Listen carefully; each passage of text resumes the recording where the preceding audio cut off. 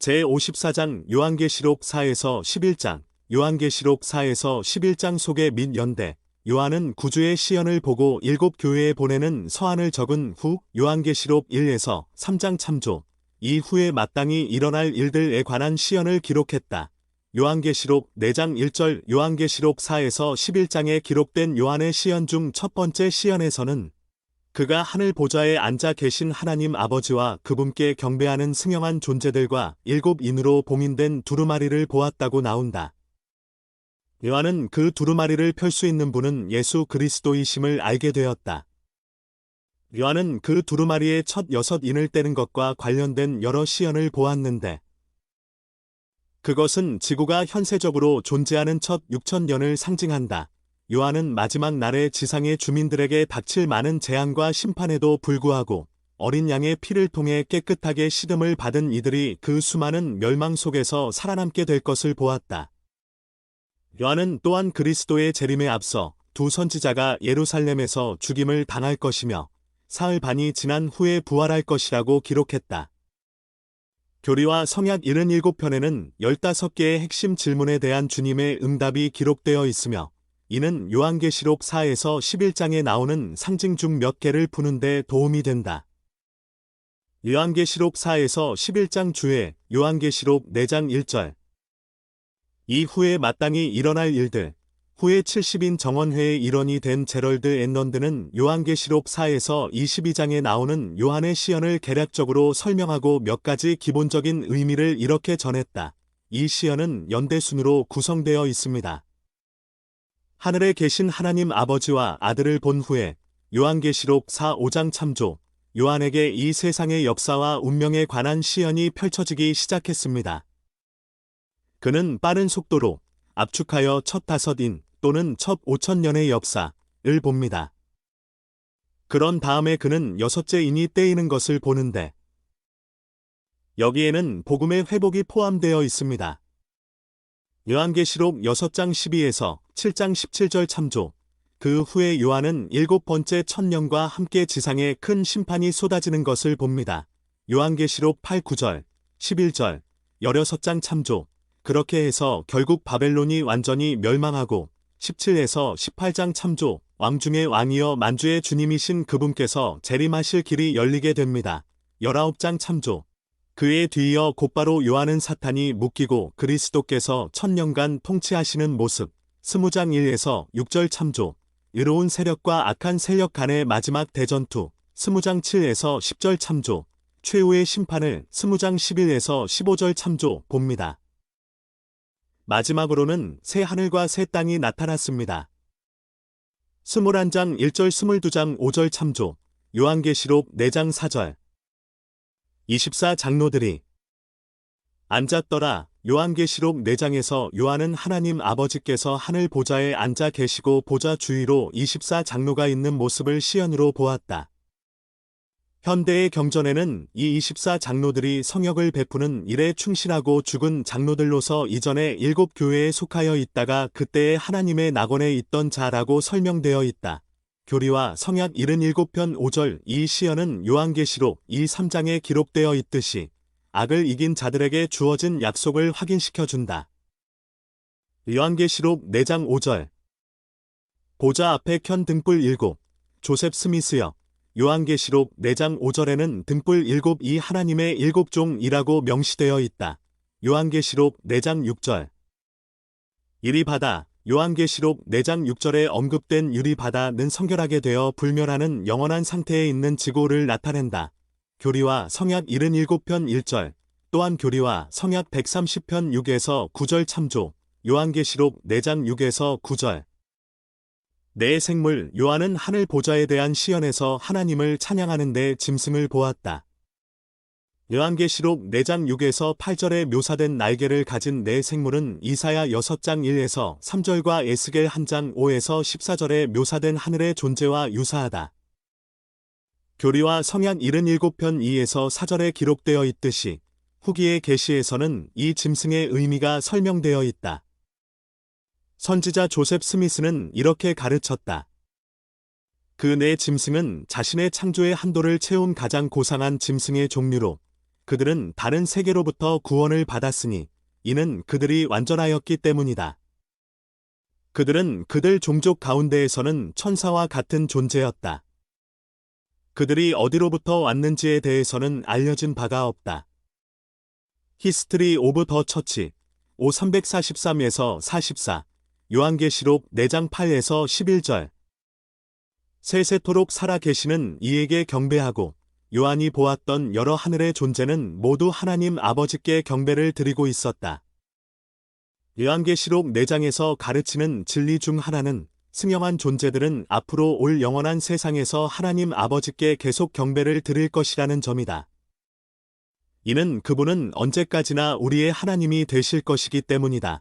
교리와 성약 76편 21절 92에서 93절 참조 12사도 정원회의 닐 A. 맥스웰 장로는 이렇게 말했다. 우리는 영원히 계속해서 주님을 찬미할 것입니다. 결코 타의에 의해 그럴 필요가 없을 것입니다. 모든 축복은 누구로부터 비롯되는가?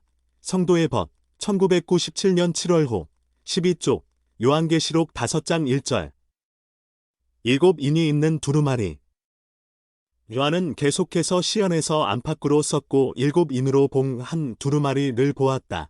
요한계시록 5장 1절 교리와 성약 77편 6, 7절에는 7인으로 봉해진 두루마리에 관한 다음과 같은 설명이 나온다. 첫째 인에는 첫째 천년의 일이 실려 있고 둘째에도 또한 둘째 천년의 일이 실려 있나니 이같이 7째까지 그러하느니라. 교리와 성약 77장 7절 여러 개의 진흙인으로 봉인한 고대 파피루스 두루마리의 현대 모형 고대에는 문서를 봉인함으로써 그 소유주와 그의 권한을 명확히 하고 그 문서가 법적으로 구속력을 갖게 하며 무단으로 공개되는 일이 발생하지 않도록 보호했다. 예수 그리스도는 봉인된 두루마리를 펴서 읽을 자격이 있는 유일한 존재였으며 그러한 그분의 역할은 하나님께서 마련하신 구원의 계획을 집행하는 자라는 그분의 권세를 명확하게 보여준다. 요한계시록 5장 5절 유대 지파의 사자와 다윗의 뿌리 절 7인으로 봉인된 두루마리를 펴기에 합당한 이는 유대 지파의 사자 다윗의 뿌리라고 불렸다. 이 두 가지 모두 예수 그리스도를 가리키는 칭호이다. 유대 지파의 사자란 칭호가 적절한 이유는 사자는 위엄과 힘이 있으며 또한 구주께서는 유대 혈통을 통해 태어나셨기 때문이다. 창세기 49장 8에서 10절, 마태복음 1장 3절, 히브리서 7장 14절 참조, 유대 지파의 사자란 칭호는 6절에 언급된 온순하고 희생적인 어린 양과 뚜렷한 대조를 이룬다. 이 두 가지 비유는 그리스도께서 위엄과 온유함을 모두 지니셨다는 의미를 전한다. 예수께서는 또한 다윗의 뿌리로도 불린다.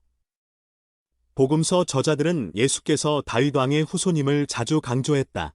마태복음 1장 1절, 마가복음 10장 47절, 누가복음 1장 32절, 요한복음 7장 42절 참조 이후의 요한의 계시록에서 그리스도께서는 이렇게 선언하셨다. 나는 다윗의 뿌리요 자손이니이다. 요한계시록 22장 16절 뿌리는 식물의 생명을 구하는 물과 양분을 제공한다. 마찬가지로 예수 그리스도는 자신을 구주와 구속주로 받아들이는 모든 사람에게 그와 같은 역할을 하는 사명을 띠셨다. 요한복음 15장 1에서 8절 참조, 또한 이사야 11장 1절, 신세장 2절 참조, 요한계시록 5장 6에서 12절. 어린 양은 합당하도다. 요한계시록 5장이 전하는 중심 내용은 하나님의 어린 양이신 예수 그리스도가 하나님의 사업을 성취할 수 있는 유일한 존재시라는 것이다. 여기에서 7인으로 봉인된 두루마리는 하나님의 사업을 상징한다. 1에서 4절, 9절, 12에서 13절 참조 요한계시록 5장에는 그리스도의 합당성을 선포하며 그분께 경배를 드리는 몇몇 무리가 묘사되어 있다. 8에서 14절 참조 예수 그리스도의 합당성에 관한 설명을 더 보려면 요한복음 5장 22절, 27절, 30절절 주에 및 히브리서 7장 26주에를 참조한다. 요한계시록 5장 6에서 14절. 하나님의 어린 양. 하나님의 어린 양은 예수 그리스도를 가리키는 칭호이다. 요한이 보았던 어린 양에게는 죽임을 당한 상처 자국이 있어 요한계시록 5장 6절 그리스도께서 십자가형으로 희생적인 죽임을 당하신 것을 연상시킨다. 이사야 53장 7절 베드로전서 1장 18에서 19절 요한계시록 13장 8절 참조 요한계시록에는 그리스도를 어린 양으로 지칭하는 부분이 30번 정도 나온다. 12사도 정원회의 제프리 알 홀런드 장로는 이 칭호의 중요성을 다음과 같이 설명했다. 암에서부터 그리스도의 속죄에 이르기까지 인간은 양떼의 첫 새끼, 즉 점이나 흠이 없는 가장 깨끗한 어린 양을 바치라는 명을 받았습니다. 이는 불완전함 속에서도 완전한 삶을 사신 장자, 곧 독생자를 하나님 아버지께서 희생물로 바치실 일에 대한 모형이었습니다. 요한계시록에는 그리스도를 어린 양으로 지칭하는 부분이 30번 정도 나온다. 요한계시록 5장 6절 7뿔과 7눈 요한은 시연에서 본 어린 양에게 많은 뿔과 눈이 있었다고 묘사했다. 경전에서 뿔은 종종 권능을 상징한다. 사무엘상 2장 10절, 시편 75편 10절 참조 또한 눈은 빛과 지식을 상징하기도 한다. 교리와 성약 77편 4절 참조 조셉 스미스역 요한계시록 5장 6절에는 어린 양이 12뿔과 12눈을 가졌으니 이는 하나님의 12종이라고 명시되어 있다. 고대 이스라엘에서 주님의 백성들이 12지파로 헤아려졌으며 주님께서 12사도로 교회를 조직하셨으므로 12이라는 수는 신성한 정부와 조직, 즉 신권을 상징할 수 있다. 이 성구는 하나님의 어린 양이 모든 신권 권능과 지식의 중심이심을 시사한다고 볼 수 있다. 요한계시록 5장 9에서 10절 나라 왕과 제사장 요한계시록 5장 9에서 10절은 예수 그리스도의 합당성과 구속의 피를 통해 모든 사람이 구속받아 영광의 관을 쓰고 왕과 제사장으로서 영화롭게 된 지상을 다스릴 수 있다고 공표한다. 12사도 정원회의 브루스 알 맥콩키 1915에서 1985 장로는 이 성구들을 인용하면서 성전 의식은 이런 축복의 성취를 앞당긴다며 다음과 같이 설명했다. 그리스도께서 친히 지상을 다스리실 때가 되기 전에 모든 족속 가운데서도 회복된 복음을 먼저 믿은 하나님의 택함받은 자들은 하나님의 성전으로 가서 왕과 제사장이 될 자격을 갖추게 하는 승형의 의식을 받을 것입니다. 왕과 제사장에 관해 더 알아보고 싶다면 요한계시록 1장 5, 6절 주예를 참조한다. 요한계시록 5장 13절 하늘 위에 모든 피조물 선지자 조셉 스미스는 교리와 성약 77편 3절에 나오는 가르침에 더하여 하나님의 모든 피조물의 운명에 관해 다음과 같이 가르쳤다. 제가 생각하기에 요한은 수천 종류의 짐승을 보았는데 그것들은 수없이 많은 땅으로부터 구함을 받은 존재들이었고 우리가 상상할 수조차 없는 이상한 짐승들이었습니다. 그 모든 생물들은 하늘에 있습니다. 요한은 하나님께서 당신이 만드신 모든 만물, 곧 짐승이든 새든 물고기든 사람이든 모든 것을 구하심으로써 자신을 영화롭게 하신다는 것을 배웠습니다. 하나님은 그것들과 함께 자신을 영화롭게 하실 것입니다. 혹자는 짐승이 구원받는다는 것은 믿을 수 없는 일이라고 말합니다. 그런 일은 있을 수 없다고 말하는 사람은 계시가 거짓이라고 말할 것입니다. 요한은 짐승들이 하나님께 영광을 돌리는 소리를 들었고 그것을 이해했습니다. 요한계시록 6장 첫 6인 그 두루마리의 7인이 각각 때일 때마다 요한은 1000년 동안의 지구 역사를 시연으로 보았다. 교리와 성약 77편 7절 참조 따라서 첫 번째 인은 지구에 드러난 현세적 역사의 첫 번째 1000년, 주전 4000에서 3000년 무렵과 관련되며 두 번째 인은 두 번째 1000년과 관련되는 식으로 계속되었다. 다음 도표는 첫 6000년간을 보여주며 요한이 그 시연을 묘사하기 위해 사용한 상징들에 대한 가능성 있는 해석이 실려 있다. 요한계시록 6장 첫 6인 인 및 추적 날짜 첫째 인 2절 주전 4000에서 3000년 무렵 가능한 해석 흰말 승리 활 전쟁 널류관 정복자 브루스 알 맥콩키 장로는 요한계시록 6장 1, 2절에 관해 해설하면서 이렇게 말했다. 이 선고에서 언급된 가장 놀라운 사건 중에는 에녹과 그의 성역도 포함되어 있다. 그리고 흥미로운 점은 요한이 본 것이 시온 설립과 시온이 하늘의 영역으로 옮겨진 사건이 아니라 비할 데 없이 불리한 전쟁에서 성도들의 군대를 지휘하는 에녹이 나아가서 이기고 또 이기려고 했던 일이라는 점이다. 요한계시록 6장 2절, 또한 못에서 7장 13에서 18절 참조, 인 및 추적 날짜. 둘째인 3, 4절, 주전 3000에서 2000년 무렵. 가능한 해석. 붉은 말 유혈.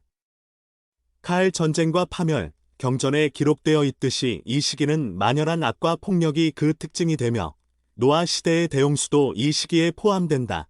창세기 6에서 11장, 못에서 7장 24에서 43절, 8장 1에서 30절 참조. 붉은 말을 탄 자는 땅에서 화평을 제하여 버리며 서로 죽이게 할 힘이 있었다. 요한계시록 6장 4절. 둘째인의 시기에 칼을 들고 전쟁과 유혈을 일으킨 붉은 말을 탄 자는 누구였는가? 아마도 그는 사탄일 것이다. 확실히 그가 힘을 떨친 큰 날, 즉 8명을 제외하고 살아있는 모든 영혼이 홍수에 휩쓸려 죽임을 당할 정도로 큰 악이 선행하던 시기였다.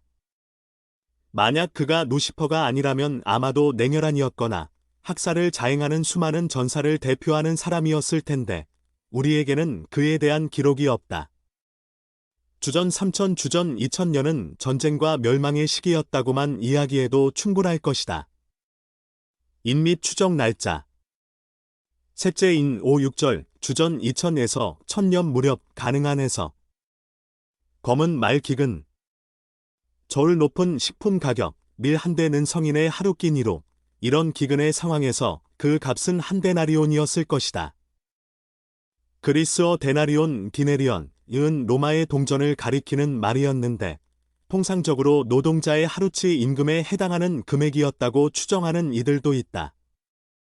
한 사람이 하루치 임금을 모두 지불해야 겨우 먹고 살 정도의 음식을 구입할 수 있었다는 것은 기근으로 물가가 극도로 치솟았음을 나타낸다. 이에 비해 보리는 덜 비쌌으며 따라서 가난한 자들이 이를 먹었다. 경전에 기록되어 있듯이 이 시기는 기근으로 특징 짓는다. 창세기 41에서 42절, 아브라함서 1장 30절, 2장 1절, 17절, 21절 참조. 인 및 추적 날짜. 넷째인 7, 8절, 주전 1000년 무렵 그리스도의 탄생. 가능한 해석. 청황색 말 사망. 사망과 음부 악인이 멸망하고 그들이 영옥으로 들어감. 이사야 5장 14절 참조. 경전에 기록되어 있듯이 이 시기는 전쟁을 일으킨 큰 제국들로 특징 지어지며 애굽, 바벨론, 바사, 그리스, 로마가 그에 해당한다. 이사야, 예레미야, 아모스 등과 같은 선지자들의 경고를 거부한 이스라엘 왕국과 유다 왕국은 정복 전쟁을 나선 그 제국들의 희생자가 되었다. 이스라엘과 유다 또한 서로를 대적하며 싸웠다. 인 및 추적 날짜. 다섯째인 9에서 11절, 그리스도의 탄생 주후 1000년 무렵. 가능한 해석. 제단 희생. 영혼들 순교자들, 자신의 믿음 때문에 죽임을 당한 그리스도인들. 거의 모든 최초의 사도들을 포함하여 다수의 초기 기독교인들은 순교자로서 자신의 생명을 바쳤다. 요한은 제단 아래에 있는 기독교 순교자들을 보고서 희생 동물이 성전의 제단에 바쳐진 것과 매우 유사하게 그들의 생명이 하나님의 일에 희생물로 바쳐졌음을 시사했다. 그들은 하나님의 말씀과 그들이 가진 증거로 말미암아 생명을 바쳤기에 흰 두루마기를 받았다. 이 옷은 깨끗함을 상징한다. 요한계시록 7장 13에서 14절, 제3리파이 27장 19절 참조. 인 및 추적 날짜. 여섯째인 12에서 17절, 주후 1000에서 2000년 무렵. 가능한 해석. 2000년의 기간은 예수 그리스도께서 영광스럽게 돌아오셔서 친히 지상을 다스리시기 직전까지 계속될 것이다. 요한은 이 시기에 나타날 7가지 표적을 기록했는데 그것은 지진, 어두워지는 해, 피와 같이 되는 달, 떨어지는 별들, 두루마리처럼 펼쳐지는 하늘, 조저프 스미스 트랜즈레이션, 레벌레이션 6장 14절 참조, 원래의 위치에서 옮겨지는 산과 섬들, 숨을 곳을 찾는 사람들이다. 이와 유사한 시대의 표적은 경전의 다른 곳에도 기록되어 있다. 요엘 2장 10절, 성십에서 31절, 학계 2장 6, 7절, 교리와 성약 29편 14절, 43편 25절, 88편 87에서 91절 참조. 이들 성구에는 7무리의 사람들도 언급되어 있는데 그들은 왕들, 왕족들, 부자들, 장군들, 가난한 자들, 종들, 자유인들이다. 7이라는 수는 완전함 또는 전체를 암시한다. 마지막 날에는 하나님의 어떠한 적도 그분의 진노를 피하지 못할 것이다. 요한계시록 6장 17절, 7장 13에서 14절, 요한계시록 7장 3절, 13에서 17절은 어떻게 요한계시록 6장 17절에서 제기한 질문에 대한 답이 되는가? 요한계시록 7장 14절에 나오는 의인에 대한 묘사가 여러분에게 적용되게 하려면 여러분은 무엇을 해야 할까? 요한계시록 7장 1, 2절. 천사들 주님께서는 조셉 스미스에게 요한계시록 7장 1, 2절에 언급된 천사들에 관해 알려주셨다. 교리와 성약 77편 8, 9절 참조. 또한 교리와 성약 38편 12절 참조. 요한계시록 7장 1절에는 네 천사와 땅의 네 모퉁이, 땅 사방의 바람이 언급되어 있다. 경전에 나오는 사의라는 수는 나침반의 네 방향처럼 지리적으로 가득 찬 것을 암시하기도 한다. 일포드 우드럽 회장은 멸망의 천사에 관하여 다음과 같이 가르쳤다. 하나님께서는 멸망의 천사들이 가라지로 밀을 쓸어버리지 않도록 여러 해 동안 그들을 붙들어 두셨습니다. 하지만 이제 여러분에게 말씀드리건대 그 천사들은 하늘의 문을 떠났으며 심판을 쏟아부을 때를 기다리며 지상 위를 맴돌고 있습니다. 그리고 바로 오늘부터 그 심판이 쏟아질 것입니다. 지상에서 재난과 고난이 증가하고 있으며 이러한 일에는 목적이 있습니다. 그 점을 유념하며 이 문제들에 관해 숙고해 보십시오. 여러분과 제가 각자 본분을 다한다면 우리는 보호받을 것이며 그러한 고난을 겪는 가운데서도 평안과 안전을 얻을 것입니다. 요한계시록 7장 3절, 9장 4절. 이마에 하나님의 인침. 우리 하나님의 종들의 이마에 인을 친다거나 표시를 한다는 것은 그들의 헌신과 봉사, 그리고 그들이 하나님께 속해 있음을 나타내는 하나의 비유이다. 요한계시록 7장 3절, 또한 요한계시록 9장 4절, 14장 1절 참조. 인이란 신약전서의 앞선 기록에서 약속의 성령을 받은 충실하고 침례받은 성도들을 묘사할 때에도 쓰였던 용어이다. 고린도후서 1장 22절절, 에베소서 1장 13, 4장 30절 참조. 이 인을 지닌 충실한 자들은 악인에게 쏟아지는 하늘의 심판으로부터 보호받는다. 요한계시록 9장 4절, 16장 2절 참조. 그런 의미에서 이 이마에 받는 하나님의 인은 보호를 상징하는데 이는 애굽에 있던 고대 이스라엘 백성들이 멸하는 천사로부터 보호받고자 문틀에 발랐던 어린 양의 피와 매우 흡사하다. 출애굽기 12장 13절 참조. 선지자 조셉 스미스는 충실한 사람들의 이마에 인을 친다는 것이 영원한 성약을 의미하는 바 그들의 머리 위에 축복을 임봉하는 것을 뜻한다. 이렇게 함으로써 그들의 부르심과 택하심을 굳게 한다. 라고 가르쳤다. 예인들의 이마에 쓰인 하나님의 이름에 관해서는 요한계시록 22장 4절 주예를 참조한다. 요한계시록 7장 4에서 8절. 14만 4천 교리와 성약 77편 11절에 나오듯이 주님께서는 선지자 조셉 스미스에게 요한계시록 7장 4에서 8절에 언급된 14만 4천이라는 수는 승형에 이르고자 하는 사람들을 돕기 위해 이스라엘의 12지파에서 성인들 대표자들을 나타낸다고 설명하셨다. 요한계시록 14장 1에서 5절 주의 참조. 그것은 일부 사람들이 믿는 것처럼 승형에 이를 사람들의 총수가 아니다. 장자의 교회란 승형하여 예수 그리스도와 함께 한 상속자가 될 사람들을 가리킨다. 교리와 성약 77편 11절 주님의 지상교회, 즉 예수 그리스도 후기 성도 교회의 회원으로서 의롭게 생활하고 승형의 의식을 받은 이들은 주님의 하늘교회, 즉 장자의 교회에 속한 일원이 될 것이다. 교리와 성약 93편 20에서 22절 참조, 요한계시록 7장 9절, 13에서 14절.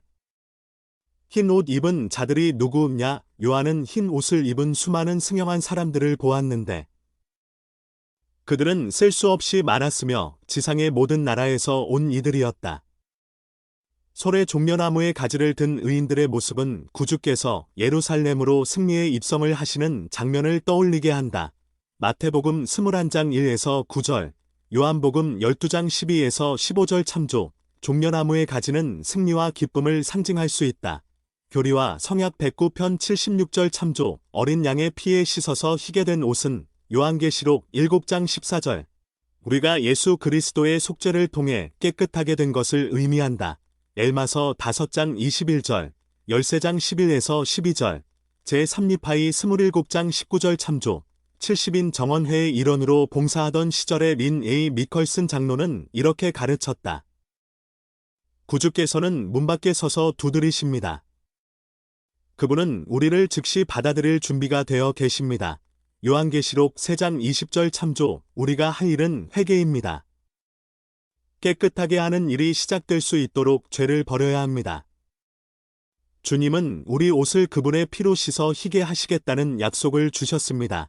요한계시록 7장 14절 참조, 그분은 우리 모두의 죄를 위해 생명을 주시고 고통당하셨습니다.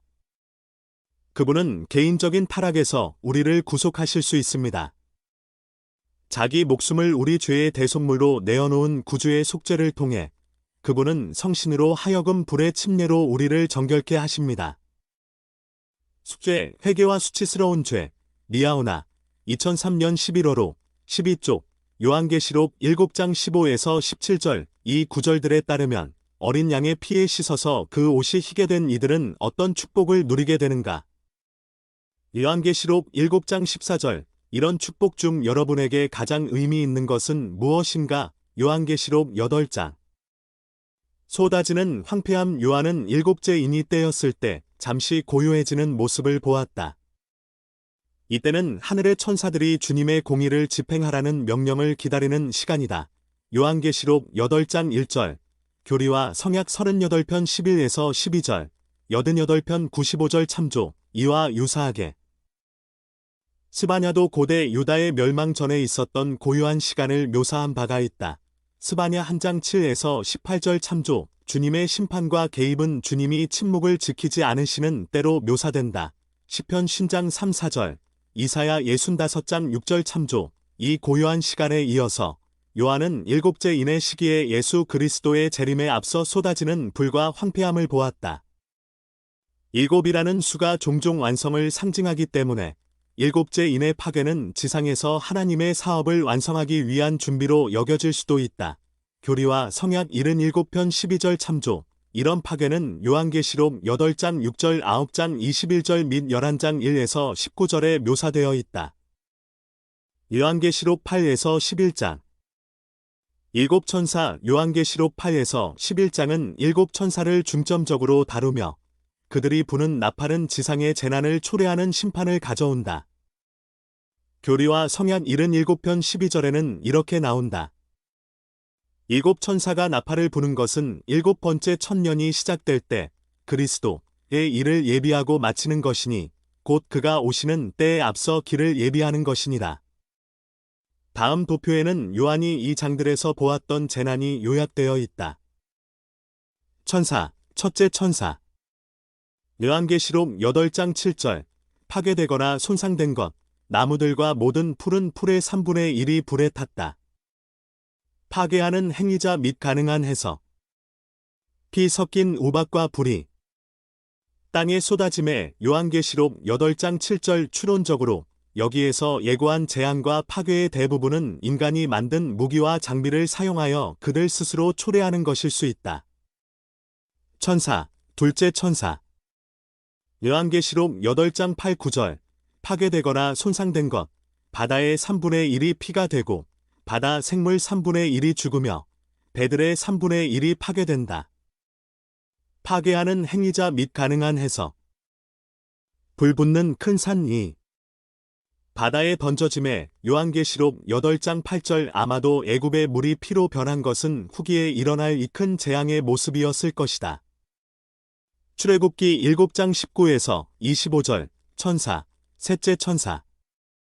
요한계시록 8장 10에서 11절 파괴되거나 손상된 것, 강들과 물의 3분의 1이 맛있어지고 많은 사람이 죽는다. 파괴하는 행위자 및 가능한 해석. 횃불같이 타는 큰 별이 하늘에서 떨어져 요한계시록 8장 10절 이런 일이 일어나는 것은 핵폭발에 따른 방사성 낙진 때문일까? 아니면 세상의 공장들에서 나오는 오염 물질 때문일까? 혹은 우리의 통제를 넘어서는 자연법칙으로 야기될 것인가? 천사, 넷째 천사. 요한계시록 8장 12절 파괴되거나 손상된 것, 해와 달과 별 중 3분의 1이 타격을 받아 어두워진다. 파괴하는 행위자 및 가능한 해석. 파괴를 일으키는 행위자에 대한 언급은 나오지 않는다. 아마 자비로우신 하나님께서는 하늘의 그 광채들이 어떤 방법과 수단으로 정해진 목적에 따라 운행을 그치는지에 대해서는 우리에게 밝히지 않으신 것 같다. 천사, 다섯째 천사. 요한계시록 9장 1에서 12절 파괴되거나 손상된 것, 해와 공기가 어두워진다. 하나님의 인침을 받지 않은 이들은 5달 동안 괴로워하게 된다. 파괴하는 행위자 및 가능한 해석. 그 구멍에서 연기가 올라오매 또 황충이 연기 가운데로부터 땅 위에 나오매 요한계시록 9장 2, 3절 루시퍼가 지옥의 문을 열며 커다란 화덕으로부터 연기가 올라오듯이 온갖 나쁜 영향력이 그 깊고 사악한 곳에서 올라온다. 그 연기가 매우 검고 악이 널리 퍼져서 해와 공기가 어두워진다. 천사, 여섯째 천사. 요한계시록 9장 13에서 21절 파괴되거나 손상된 것, 사람의 3분의 1이 죽임을 당한다. 파괴하는 행위자 및 가능한 해석. 사람의 3분의 1을 죽일 준비를 하고 있는 네 천사. 사탄의 네 천사, 곧 지옥의 깊은 곳에서 나온 악마들에게 인간 군대를 이끌고 지구의 인구 3분의 1을 멸할 자유가 주어진다. 천사, 일곱째 천사. 요한계시록 11장 15에서 19절 파괴되거나 손상된 것, 지구를 파괴하는, 오염시키는, 황폐하게 하는, 왜곡하는 자들은 멸망한다. 파괴하는 행위자 및 가능한 해석. 주님, 보라 위대한 복천년이 도래하도다. 그리고 그리스도께서 다스리시도다. 여호와께서 천하의 왕이 되시리니 그날에는 여호와께서 홀로 한 분이실 것이요 그의 이름이 홀로 하나이실 것이라. 스가랴 14장 9절 그날에 그분께서 모든 나라의 완전한 종만을 이룰 것이다. 교리와 성약 87편 6절 그분께서는 이렇게 말씀하셨다. 내가 오는 때에 나는 너희의 통치자가 되리라. 교리와 성약 41편 4절 내가 올 때에 나의 법에는 어떠한 법도 가지지 않게 되리니 이는 내가 너희 입법자가 됨이라.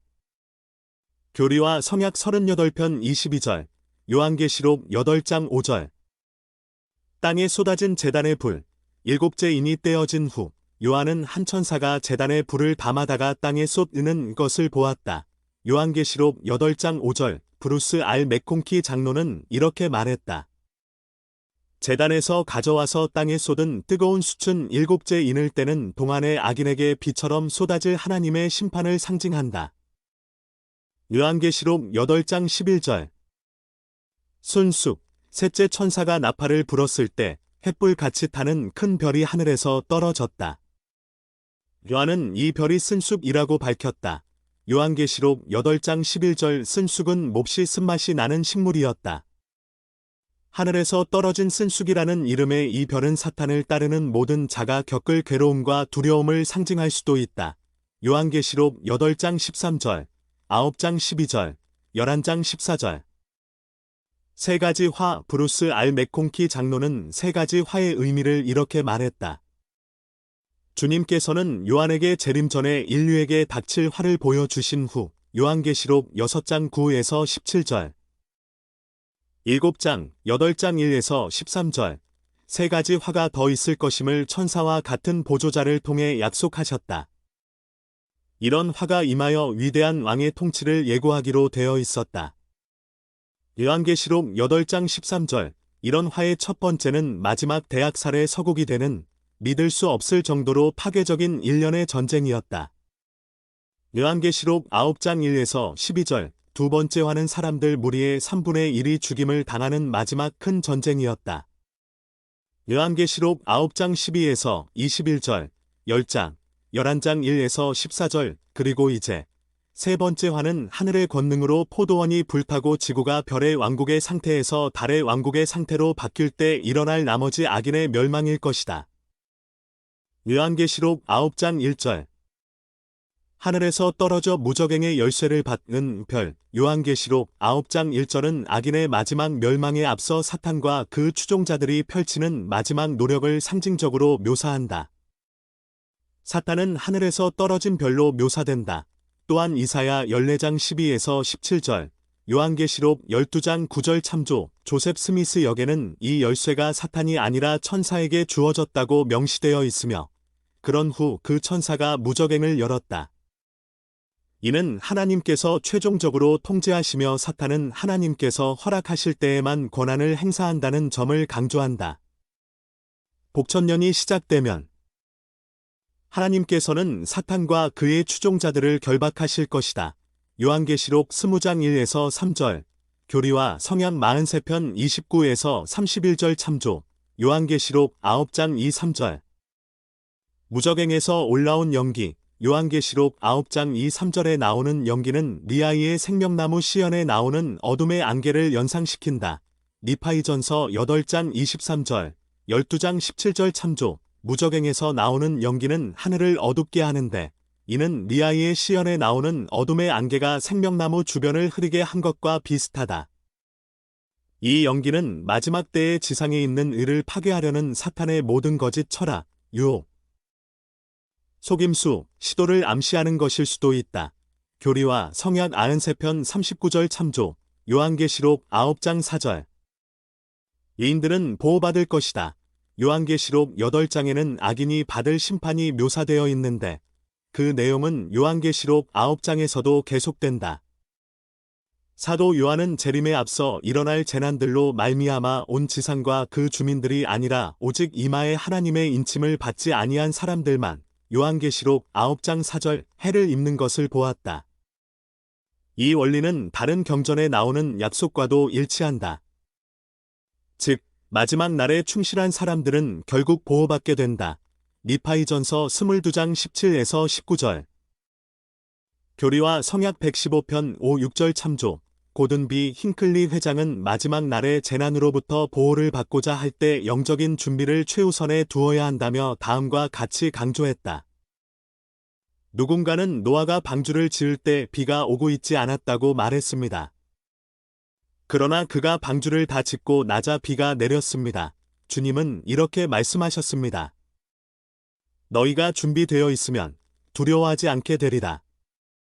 교리와 성약 38편 30절. 교리와 성약에는 가장 중요한 준비에 대해 다음과 같이 언급되어 있습니다. 그런즉 너희는 주의 날이 이르기까지 거룩한 곳에 서서 움직이지 말라. 교리와 성약 87편 8절. 우리는 주님의 보호와 인도를 간구할 수 있는 삶을 살 수 있습니다. 이것이 첫 번째 우선순위입니다. 우리가 그분의 계명을 기꺼이 지키지 않는다면 우리는 그분의 도움을 기대할 수 없습니다. 너희가 준비되어 있으면 두려워하지 않게 되리라. 리아오나 2005년 11월호 62쪽. 주님께서는 마지막 날에 의인들을 보호하겠다고 약속하시지만 선지자 조셉 스미스는 일부 의인들이 마지막 날의 시련과 재난 중에 목숨을 잃을 수도 있다며 이렇게 밝혔다. 저는 의인자의 오심에 대해 그리고 악인들이 고통을 받는 동안 성도들이 모든 심판을 피하리라는 것은 그릇된 생각이라는 것에 대해 설명했습니다. 이는 모든 육체가 연약하여 고통을 겪게 되어 있으며 그것은 의인들도 피하기 힘들 것이기 때문입니다. 교리와 성약 63편 34절 참조. 그러나 의인들은 신앙으로 살 것이기 때문에 하박국 2장 4절. 그래도 많은 성도들은 고통을 피하게 될 것입니다.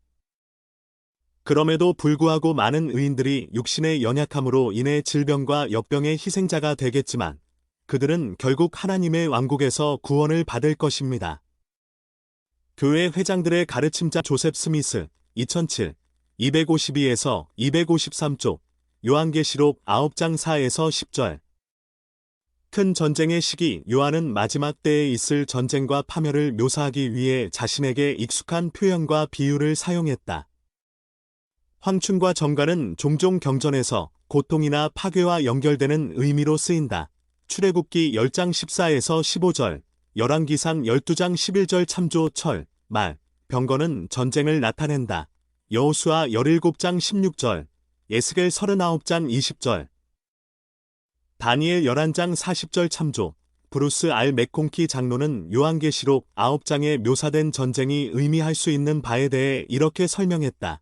여기에서 요한은 자신은 물론 그 시대 사람들이 전혀 경험한 바가 없는 환경과 무기로 벌이는 전쟁을 묘사하고자 노력했다. 그와 똑같은 표현력의 한계를 안고서 요엘 역시 요엘 2장 1에서 11절에 나오는 똑같은 장면을 묘사하고자 했다. 이 고대 선지자들은 탄탄한 갑주를 착용하거나 그것으로 보호받는 군인, 기병대와 탱크 중대와 화염 방사기, 비행기와 폭발하는 공중 미사일 및 포탄 발사와 폭탄 투하, 그리고 악인들이 전쟁을 일으키기를 원하고 즐기는 시대에 고안될 그 외의 무기 같은 것들을 보았을 수도 있다. 요한계시록 9장 11절 아바돈 즉 아볼로온은 누구인가? 요한은 아바돈과 아볼로온 이 무적행의 사자, 즉 요한계시록 9장 3에서 10절에 묘사된 사악한 세력을 이끄는 지휘관의 이름, 각각 히브리어와 그리스어이라고 말했다. 이 이름은 모두 멸망을 의미하는 용어에서 파생되었다. 요한계시록 9장 15에서 16절 이만만 요한은 요한계시록 9장 15에서 16절에서 구주의 재림 전인 마지막 날에 하나님의 사자들이 불러일으킬 끔찍한 멸망을 기록했다. 요한은 이만만의 병사가 아마겟돈 전쟁에서 싸울 것이라고 말했다. 16절 이 수가 상징적인 것인지 아니면 글자 그대로의 의미인지는 알 수 없다. 요한은 또 한 사람 3분의 1 이 죽임을 당할 것이라고 기록했다. 15절 이 예언에 대해 브루스 알 맥콩키 장로는 이렇게 말했다. 지구 주민의 3분의 1만 죽임을 당하겠지만 실제로 그 수는 수십억 명에 달할 것이다. 요한계시록 9장 20에서 21절 요한이 예수 그리스도의 재림에 앞서 일곱째 인의 시기에 만연할 것이라고 말한 죄에는 어떤 것들이 있는가? 이런 죄 또는 그와 비슷한 어떠한 일도 멀리하기 위해 여러분은 무엇을 하고 있는가? 교리와 성약 59편 6절 거룩한 곳에 서기 위해 여러분은 무엇을 더 할 수 있을까? 교리와 성약 45편 32절 요한계시록 9장 20에서 21절 현대판 우상 숭배 요한계시록 9장 말미에 설명되어 있듯이 앞부분의 선고에 묘사된 전쟁 및 파괴로 목숨을 잃지 않은 악인들은 우상 숭배를 포함한 사악한 행위를 회개하려 하지 않을 것이다. 데이비드 알스톤 장로는 70인 정원회의 일원으로 봉사하던 시절에 현대판 우상 숭배의 한 가지 유행 형태는 우리 주변을 둘러싼 세상적 문화의 기호와 태도를 받아들이는 것이라며 다음과 같이 가르쳤다. 우리의 문화는 먹고 입는 것, 예절 바른 행동, 즐겨야 할 스포츠, 좋아해야 할 음악, 교육의 중요성, 정직에 대한 우리의 자세 등을 결정짓는 경향이 있습니다.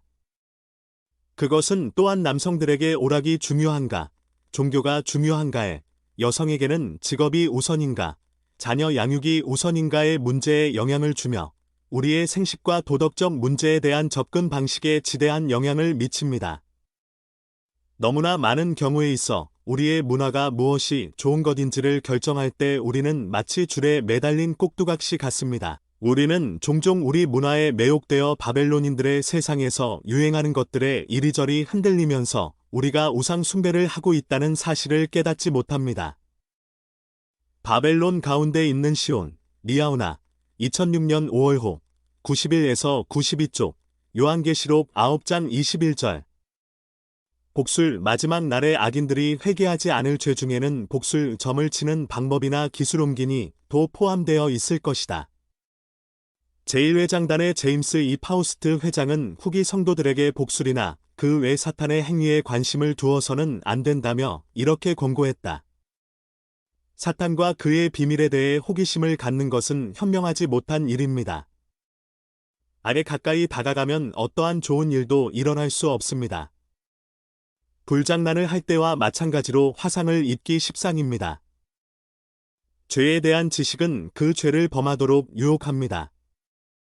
안전을 위한 유일한 방법은 사탄과 그의 모든 사악한 활동, 못된 행위와 거리를 두는 것입니다. 우리는 악마 숭배의 죄, 마법, 마술, 부두교 의식, 주술, 검은 마법 및 다른 모든 형태의 악마 숭배를 항상 피해야 합니다. 우리를 구원해 줄 힘, 리아오나, 2007년 1월호, 3쪽, 요한계시록 10장 1, 2절, 9에서 10절.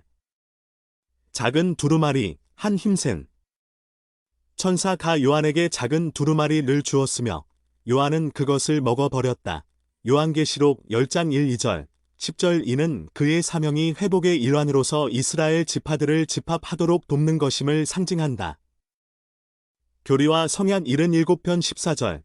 또한 교리와 성약 7편 1에서 3절 참조. 두루마리를 먹는다는 것은 요한이 자신의 사명을 받아들였음을 암시할 수도 있다. 그 두루마리가 그의 존재의 일부가 되었기 때문이다. 그 책이 요한의 입에는 꿀같이 다나 그의 배에는 쓰다는 요한계시록 10장 10절. 많은 그가 맡은 사명에는 달콤하고 즐거운 경험도 많이 있겠지만 거절당함과 고통스러운 경험도 있을 것임을 시사한다. 또한 시편 119편 103절 참조. 에스겔도 또한 두루마리를 먹어서 그것을 자신의 것으로 만들었다. 에스겔 2장 6절 3장 3절 참조. 1831년 6월에 열린 교회의 한 대회에 관해 존 휘트먼은 다음과 같이 기록했다. 주님의 영이 여느 때와는 다른 방식으로 조셉에게 임했으며 그는 당시에 계시자 요한이 아수르 왕 살마네셀에 의해 끌려간 이스라엘 10지파가 오랜 분산에서 돌아와 다시금 그들의 조상의 땅을 소유하도록 준비시키기 위해 그들 가운데 있었다고 예언했다. 요한계시록 10장 3, 4절. 일곱 우레, 브루스 알 맥콩키 장로는 요한계시록 10장 3, 4절에 언급된 일곱 우레가 상징할 수도 있는 바에 관해 다음과 같이 설명했다. 여기에서 소리를 내어 말하는 일곱 우레는 지구의 현세적 존속 기간 중 각 1000년의 시기에 있어야 하는 것들을 자세히 열거하는 일곱 천사이다. 요한계시록 11장 2, 3절, 9에서 11절. 42달. 근접 촬영한 예루살렘 성전 모형. 요한계시록 11장 1, 2절에서 요한은 성전과 제단과 경배하는 자들을 측량하라는 명을 받았다. 이 명령은 성전과 그 경배하는 자들이 하나님의 보호를 받고 있음을 암시할 수 있다. 그 천사는 요한에게 예루살렘이 42달 동안 짓밟힐 것이라고 말했다. 요한계시록 11장 2절. 42달은 3년 반에 해당하는 기간이다. 3절에 언급된 두 증인은 1260일, 즉 약 3년 반 동안 예수 그리스도에 대해 예언하고 간증할 것이다. 그들은 죽임을 당할 것이며 그들의 시체는 사흘 반 동안 길거리에 방치될 것이다. 8에서 11절 참조, 경전. 특히 요한계시록에서 3.5라는 수는 종종 고난을 겪는 한정된 기간을 나타내며 이 시기 동안 사악한 세력은 그들의 일을 하도록 허락된다. 다니엘 7장 24에서 25절, 12장 7절, 누가복음 4장 25절, 요한계시록 11장 2, 3절, 9에서 11절, 12장 14절, 13장 5절 참조. 3.5는 완전과 완성을 상징하는 7의 절반이므로 이것은 불완전과 배도를 나타내는 것일 수도 있다. 또한 이는 하나님께서 악이 저지되지 않고 계속되도록 내버려 두지 않으시리라는 것을 암시할 수도 있다. 악의 시간은 한정되어 있으며 그 한도가 정해져 있기 때문이다. 요한계시록 11장 3에서 12절. 두 증인 요한계시록 11장에 나오는 사건들은 구주께서 유대인들을 멸망해서 구해내기 위해 감람산으로 오시기 전에 일어날 것이다. 스가랴 14장 4에서 7절. 교리와 성약 45편 47에서 53절 참조. 그 두 증인은 요한계시록 11장 3절 마지막 날의 회복의 때에 유대 나라에 일으켜 세움을 받아 유대인들이 집합하고 그들의 조상들의 땅에 예루살렘 성을 세운 후에 유대인들에게 예언할 두 선지자이다. 교리와 성약 77편 15절, 또한 이사야 신한장 19에서 20절, 스가랴 4장 3절, 11에서 14절 참조. 이 두 선지자는 신권의 인봉 권능을 갖기 위해 나타나며 이 권능으로 그들은 이전의 선지자들처럼 재앙으로 땅을 치고 하늘을 제어할 수 있을 것이다. 열왕기상 17장 1절, 힐라멘서 10장 6에서 11절, 모세서 7장 13에서 17절, 조셉 스미스역, 창세기 14장 30에서 31절 참조. 브루스 알 맥콩키 장로는 이렇게 말했다. 그들은 틀림없이 교회의 12사도 또는 제1회장단 평의회의 일원일 것이다.